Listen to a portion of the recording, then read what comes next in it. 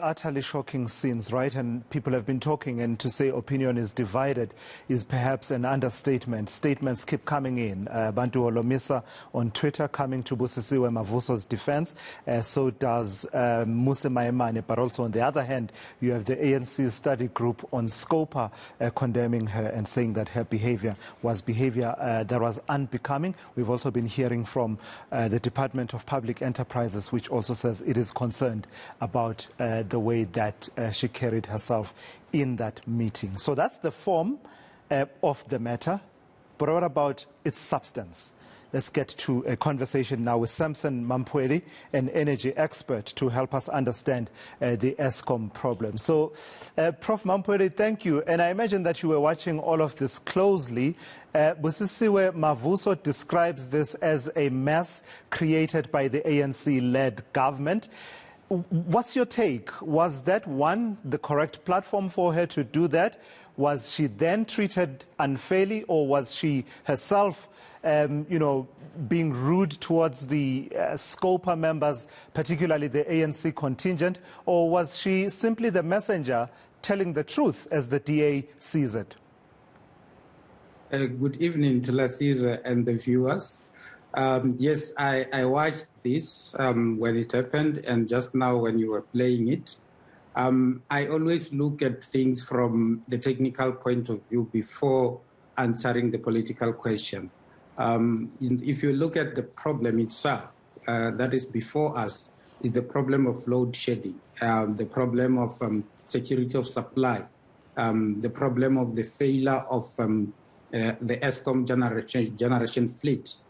So we need to basically look back at the history of this whole thing before we could actually pass a judgment on whether Busisiwe was wrong or right in what she said.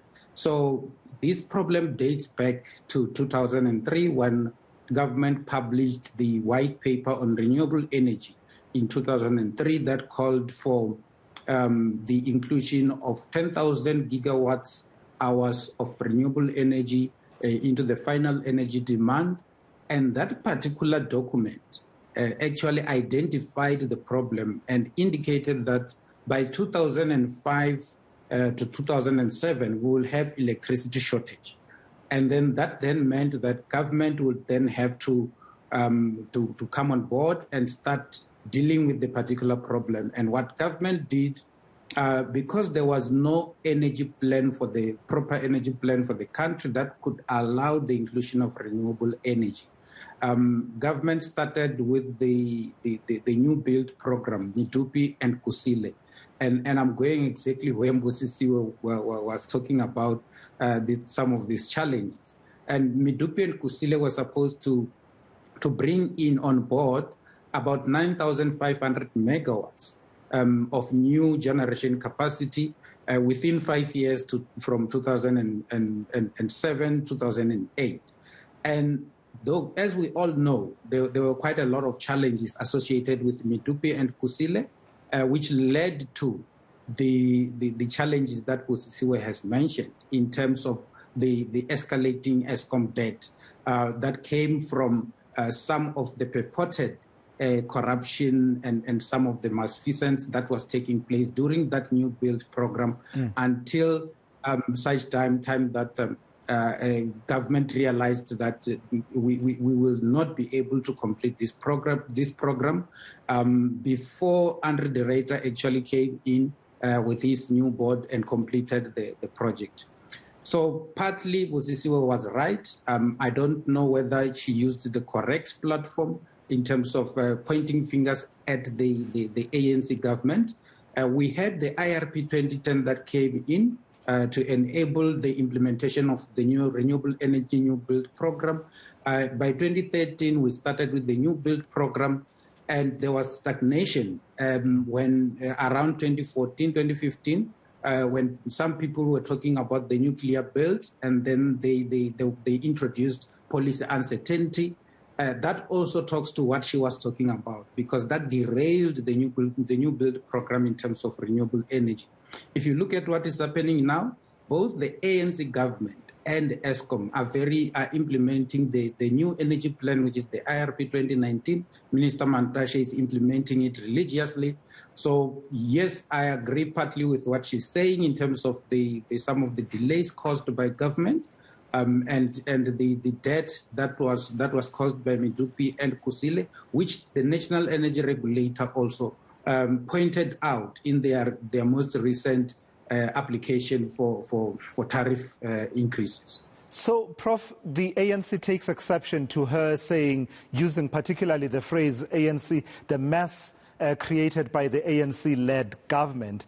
But in terms of how government, then, even if we take out the qualifiers ANC-led, if we say government, in terms of how government has been managing the Eskom matter, for instance, the whole issue, is not new. I'm reading here from what she said in 2019 already, and credit there to the reporting of Andisiwe Makinana of Times Live, where she was addressing another committee of Parliament, where Busisiwe Mavuso was addressing another committee of Parliament, saying that, you know what, let's be frank and call the thing a thing. I'm going to tell you that this thing is collapsing, and part of the reason has to do with political interference. And she was saying there that there are decisions that they would want to take as a board, but they can't take. At that point, she was talking about the need for load shedding, but she was saying that there's been political pressure in the build-up to the elections of that year to say you've got to keep the lights on at whatever cost. As you and I sit and talk now,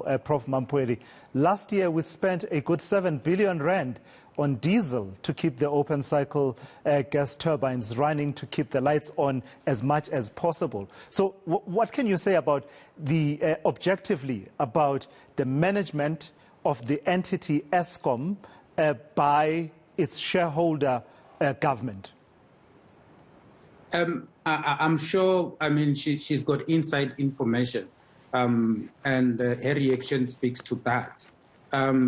There's no two ways about it. Government has mismanaged the entire electricity production system. I think this is kind of an opportune time for government as a whole to sit back and take this kind of criticism as kind of a constructive criticism, to look at themselves and say, could we have done much better?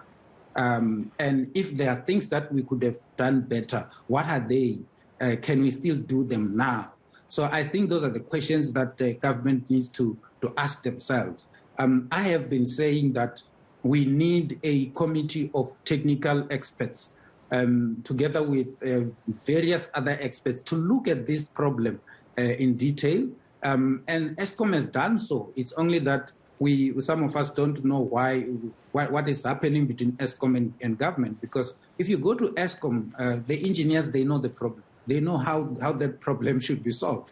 And they are talking to various experts in various institutions, the universities and science councils, about this particular problem.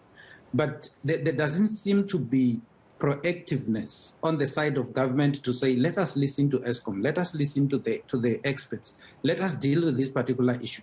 What is coming out now with this issue around Busisiwe is that government is not only listening not to Eskom, but also to the board. The board has been raising some of these issues, and they've not been listening. Like you're saying, they've been concentrating more on keeping the lights on, as opposed to bringing new generation capacity on board. Yeah. But having said that, we really need to strike the balance because as things stand, government is doing quite a lot. There's quite a number of initiatives that are on board that government has brought on board to try and arrest the problem. So we need to give them credit where it's due, and we need to agree with Busisiwe where she is right. And I think she's almost 90% right in my view. Spot on. Thank you for that, Professor Sampson Mamphweli. Just one take on that situation that played itself out at the Standing Committee on Public Accounts meeting with the Eskom leadership. And that's not to go into, analyzing the dynamics of how the argument between Mkhuleko Hlengwa and Busisiwe Mavuso actually played out. There are a lot of dynamics to unpack in as far as that is concerned. But Prof. Mamphweli there was weighing in on the technicalities of what exactly Busisiwe Mavuso was describing there. Is it an insult to say that the mess was created by the ANC-led government? I leave that to you.